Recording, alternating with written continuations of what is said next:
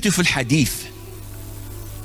And in this hadith, there are so many benefits we can obtain, but we don't have enough time. Okay, try your best, Sheikh. I'll do that. Don't rush me. I'm too old. I can't do it so fast. Imran ibn al-Husayn, and the hadith is in Sahih al-Bukhari. He says that the people of Yemen came to the Prophet ﷺ accepting Islam.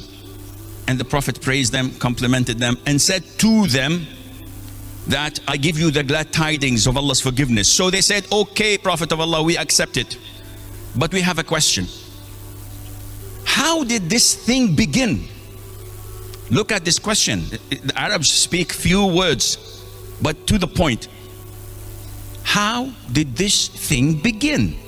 Life, universe, earth, heavens, so many things around us beyond our understanding. How did it all begin?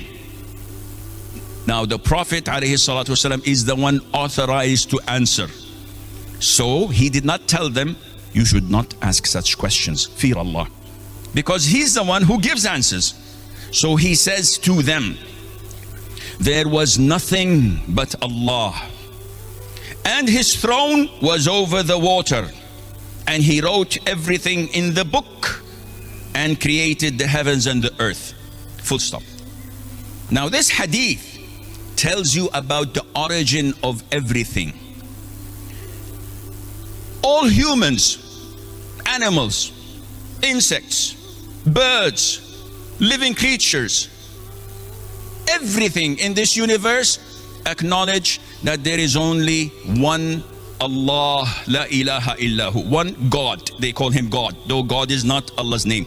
We do not usually as Muslims use God, but we say it because maybe non-Muslims would listen and they say, what is Allah?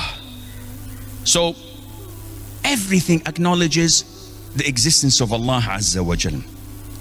And this is the challenge that Allah gives to atheists. When you see an atheist, he would say, there's no God. Okay, fair enough. Let's look at you. Allah says in the Quran, or were they created by nothing, or were they the creation of themselves? You are one of two. Either vacuum created you, you were nothing and boom, you exist. Or you created yourself. Which one is it? Any atheist would say, vacuum cannot create. So no, vacuum cannot create. And I did not create myself. So I'm in a dilemma now. What is the answer? It is Allah Azza wa Jal who created us. This hadith tells you there was nothing but Allah. In another authentic narration, there was nothing before Allah. In another narration, there was nothing with Allah. So the only thing that is independent, the only thing that can exist, what is Tawheed? Tawheed is knowing Allah Azza wa Jal. And there are three types of Tawheed. Tawheed al-Rububiyyah, Tawheed and Tawheed al-Asma wa Sifat. All of this leads us to the beginning, when there was Allah and nothing with him, nothing before him, and nothing like unto him. You have to believe in this so that your mind is conditioned not to go astray. You have to have the conviction that Allah is unlike any of what we know. People come and say, I have bad thoughts about Allah Azza wa Jal. Suppress it. Don't believe in it.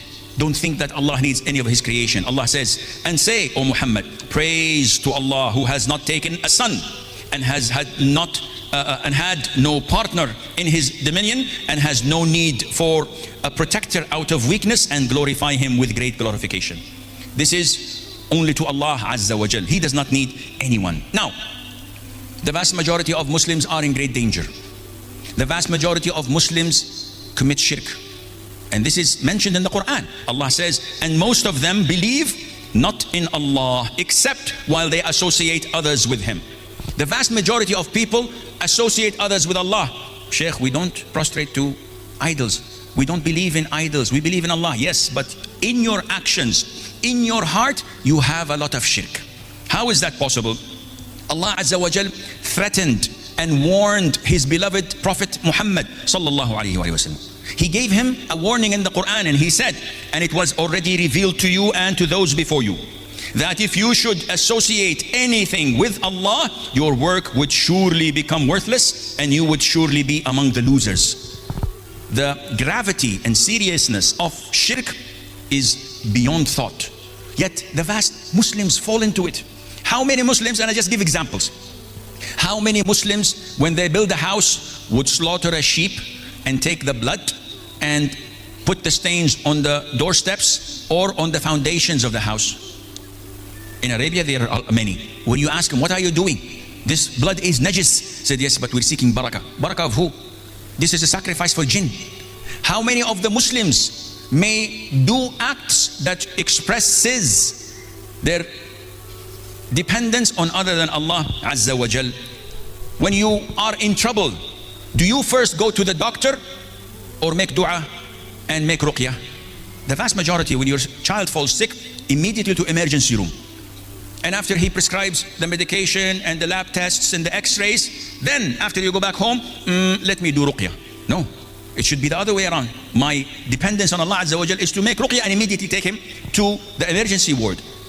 So many things. When my heart is connected to my boss for my paycheck, or is my heart connected to Allah Azza wa Jal, which means that I will never cross red lines to please my boss so that he would not cut off my paycheck. So many things in life that we do, yet it indicates that our iman, our dependence is not fully on Allah the Almighty. I know that I may have lost you, but to recap, so when people ask you what was the lecture about, I don't know, he's just blabbling all the time.